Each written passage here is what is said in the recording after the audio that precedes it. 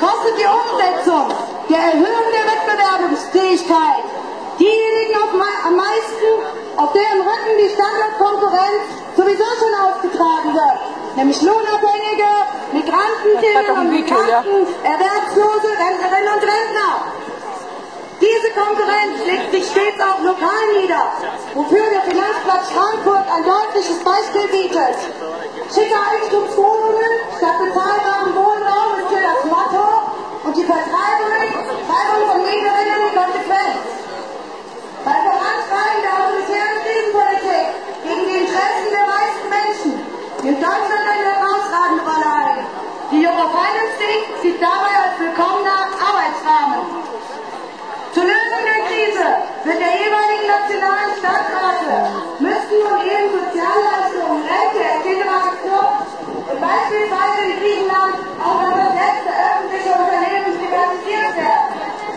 Die Kunstverlagen ist uns Glauben zu machen, es gäbe keine andere Möglichkeit als Konkurrenz. Die Kultur ist dann, dass wir uns zum Wohle aller der Konkurrenz gegenseitig zerfleischen mögen.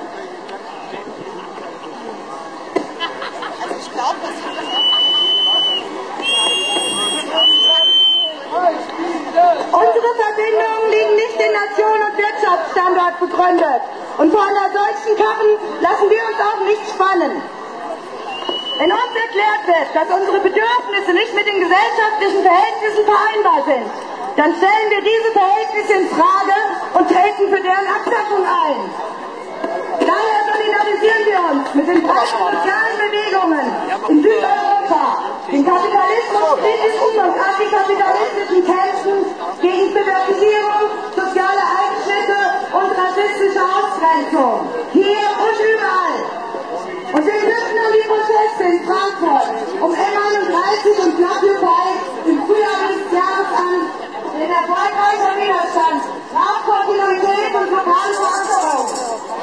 Jenen, die in der alten Oper bei Sekt und Läppchen über die Zukunft der Außenschlossen schwadronieren, werden wir gleich vorstellen. Erste Menschen gezielt in Arme des Friedensfürsten